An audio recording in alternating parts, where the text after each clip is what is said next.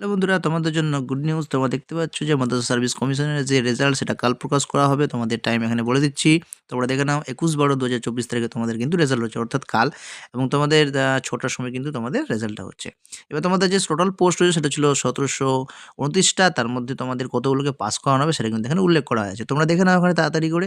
তাহলে প্রাইমারি যে টেট রয়েছে তার জন্য তোমাদের ৪৭টা পোস্ট রয়েছে এবং তাদের যে পাস করার সংখ্যা রয়েছে তোমরা এখানে দেখতে পাচ্ছ যে ২৪৪৭ টাকে পাস করাবে। ঠিক আছে? তারপর আপার প্রাইমারির জন্য যেটা রয়েছে সেটা তোমরা দেখতে পাচ্ছ এখানে যে ৬০৯ টাকে টোটাল আমাদের সিট রয়েছে। তার মধ্যে যে পাস করাবে সেটার সংখ্যা হচ্ছে তোমার গিয়ে ৬,১৫৬ টা। ঠিক আছে? এবং সেকেন্ডারি আর হচ্ছে হায়ার সেকেন্ডারি। আমরা যেটা মাধ্যমিক লেভেলে যেটা বলে থাকি সেটা তোমাদের এখানে দেখতে পাচ্ছ, এখানে লেখা আছে এটা। ঠিক আছে? যে ৮১১ টা সিট রয়েছে এবং তোমাদের যে পাস করানো হবে সেটা কিন্তু দেখতে পাচ্ছ যে ৯৮,২১৫ জনকে কিন্তু পাস করানো হচ্ছে।